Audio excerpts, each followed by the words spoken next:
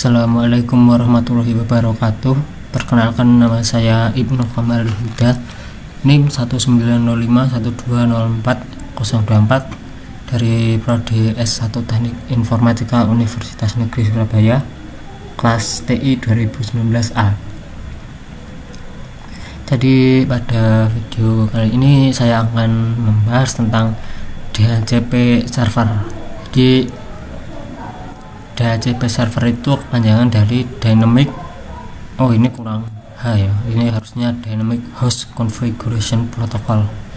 Jadi Dynamic Host Configuration Protocol adalah yang secara otomatis memberikan nomor IP kepada komputer yang memintanya. Jadi kalau dilihat dari sekilas pengertiannya, jadi nanti sudah jelas bahwa nanti ada yang memberi layanan dan ada yang menerima layanan. Yang memberi itu namanya DHCP server, kemudian kalau yang menerima itu adalah DHCP client. Lalu apa sih keuntungannya dari DHCP server ini? Jadi kalau kelebihan dari DHCP server ini, yang paling signifikan itu adalah reusable IP. Jadi mungkin dari sekian banyak ini yang berdampak besar banget itu menurutku ya reusable IP, karena dengan DHCP server ini kalau misalkan ada IP yang tidak digunakan oleh klien, katakanlah misalkan IP 5 gitu ya, nah 5 tadi sudah digunakan oleh klien A. Nah karena klien A sudah putus dari internetnya, jadi IP 5 itu bisa digunakan oleh komputer yang lain. Jadi menurutku itu sih yang paling bagus dari kelebihan dari DHCP server lainnya. Jadi di sini ada beberapa kelebihan dari DHCP server, jadi bisa dibaca sendiri. Jadi kalau kekurangannya, jadi semua pemberian IP bergantung pada server. Maka dari itu jika server mati, maka jadi semuanya tidak dapat saling terhubung. Jadi otomatis kalau misalkan servernya mati, itu mereka tidak akan bisa menerima layanan DHCP server. Jadi otomatis mereka pasti bingung IP-nya nanti mau berapa supaya bisa tersambung. Jadi sebenarnya karena kita akan praktek menggunakan Cisco Packet Tracer ini, sebenarnya ada dua cara sih untuk melakukan service DHCP. Jadi ada yang menggunakan wireless device, langsung menggunakan router ini, atau bisa menggunakan server. Tapi karena kita yang dibahas hari ini adalah DHCP server yang menggunakan server, maka nanti kita akan menggunakan server PT ini. Kemudian cara kerjanya yaitu DHCP menggunakan 4 tahapan proses untuk memberikan konfigurasi nomor IP. Jika klien memiliki NIC lebih dari 1 dan perlu nomor IP lebih dari 1, maka proses DHCP dijalankan untuk setiap adaptor secara sendiri-sendiri. Ini contoh gambarnya. Kemudian ini juga ada sedikit keterangannya juga. Mungkin langsung saja kita ke prakteknya, karena supaya juga waktunya juga tidak lama juga. Jadi ini kita langsung melakukan percobaan. Jadi nanti kita akan setting seperti ini. Ini kalau secara IP-nya ini sama dengan konfigurasi yang sebelumnya, dimana hanya menggunakan static IP static saja. Kita buat seperti ini ya. Buat dilihat awal saja, nggak apa-apa. Ambil AP,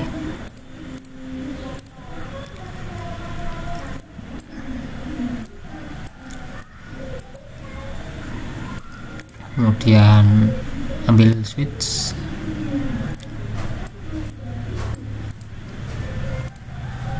laptop, terus handphone.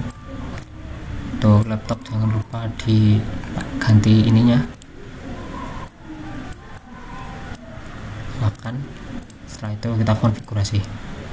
Ini namanya AP1 dengan password 123456778. Ini juga kita ganti P2 tidak ada password. Kita hubungkan ini dengan AP2.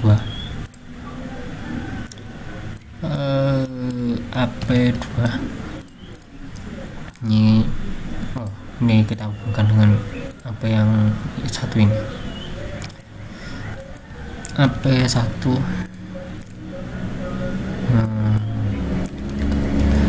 8. Kemudian kita sambungkan dulu.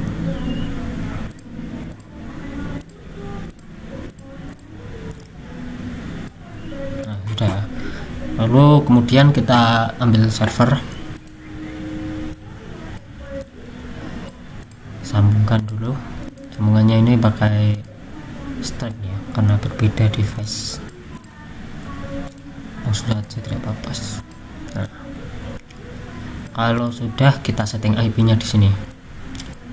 Kita setting IP di sini 192.168.1.253/nya 25 ya.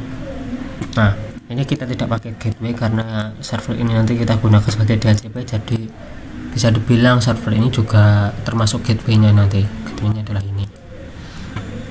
Kalau sudah, kita langsung saja. Untuk di sini sudah terkonfigurasi langsung ya, karena kita sudah setting IP-nya di sini. Oh ya, jadi karena kita bicara soal DHCP, kenapa kok servernya juga DHCP menggunakan IP statik? Karena kan server ini yang memberi layanan. Jadi kalau memberi layanan, dia tidak bisa menggunakan IP DHCP. Jadi sebenarnya kalau misalkan di server ini tersambung dengan server yang lain, kalau misalkan di DHCP juga bisa, tapi sebenarnya kalau misalkan server dibikin DHCP itu bisa dibilang tidak baik, karena server itu nanti seperti jalur ke suatu internet. Jadi alangkah baiknya kalau misalkan kita membuat server itu IP-nya harus statik. Jadi meskipun DHCP itu juga memiliki banyak keuntungan, tapi tidak semua DHCP itu cocok untuk diterapkan. Contohnya pada server juga ini. Jadi server ini alangkah baiknya memang di setting statik saja. Terus selanjutnya kita akan buat setting servernya biar bisa DHCP. Sebelumnya kita cek dulu ya. Di sini saya belum setting IP apa-apa ya. Nah, terlihat di sini masih kosong semua ya. Tadi ada. Nah, ini dia dapat DHCP tapi masih belum dapat IP yang kita tentukan. Nanti kita akan tentukan di server ini. Begitu juga yang di handphone juga. Di handphone juga dia tidak ada IP-nya. Mungkin nanti akan ada seperti ini, hanya butuh waktu sedikit saja akan generate IP sendiri. Tapi tentu saja IP-nya tidak akan sesuai dengan IP yang kita tentukan nanti. Sekarang kita setting. Masuk ke server PT, kita config ke service, kemudian ada yang DHCP ini. DHCP ini ada dua ya, ini ada DHCP biasa, ini V6. Untuk yang V6 ini itu dia IP versi 6. Jadi karena kita mungkin di sini masih belajar dari IP versi 4, kita pakai yang DHCP versi 4 saja. Jadi pertama kita service on dulu untuk menyalakan service-nya. Default gateway-nya kita beri ke IP yang ada pada server ini, yaitu 192.168.1.253. Nah, DNS ini sebenarnya ya disetting nggak apa-apa, kalau nggak disetting juga nggak apa-apa sih sebenarnya. Kita setting saja sesuai dengan yang ada di sini. Di sini 331 ya. Ini sebenarnya bukan 254 ya, karena kalau gateway ini harusnya yang kita lihat itu adalah IP-nya ini, bukan 254 ini, karena default gateway itu adalah jalur gerbangnya, dan gerbangnya adalah IP server. Harusnya ini 253. Kita setting 3333331 ya. Nanti kita akan coba kalau misalkan kita gunakan 253 apakah bisa hasil atau 24 atau berhasil. Mungkin sekarang kita coba yang 4 dulu aja ya. Kemudian start IP-nya kita mulai dari 151 ya. Oh ya, 151. kita save. Nah seperti ini default gateway. Sekarang kita cek. Nah saya tadi belum setting apa-apa, jadi dia sudah langsung dapat. Nah terus di sini yang jadi pertanyaan adalah kenapa default gateway-nya 0, padahal kita sudah setting di sini default gateway-nya adalah 254. Sekarang kita coba ping saja ya, apakah berhasil. Kita lakukan tes dari sini. Nah masih berhasil ya, tapi kalau misalkan di sini sukses juga, jadi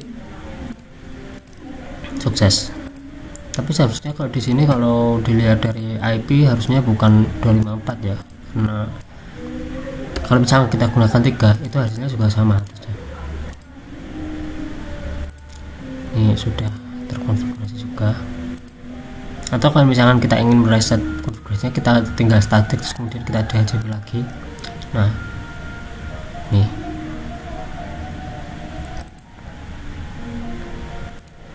oh itu masih 254 ya. Sekarang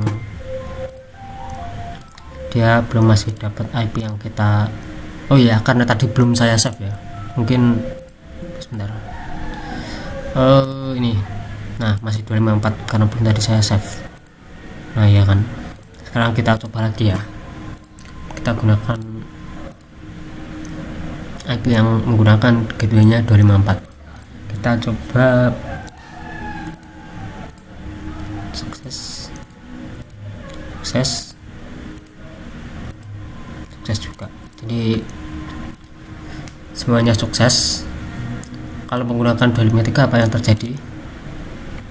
Kan kalau seharusnya sih sama saja ya, karena gateway ini memang tujuannya juga jalur sih. Sebenarnya kalau misalkan kita 24 juga 254 juga harusnya sudah bisa, karena dengan 254 itu mungkin nanti akan membangun server lain mungkin. Nah, tetap sukses ya, walaupun itu 254 maupun 253 sukses. Kita coba ping, ini IP nya berapa? 152, yang ini 253. Kita coba ping ya,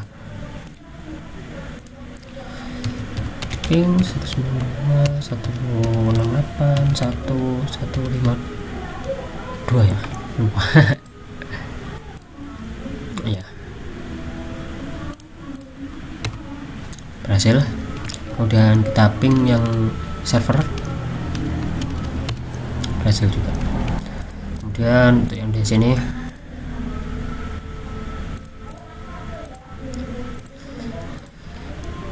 ping 192 168 1151. Oh bukan 151 ya, 153 ya.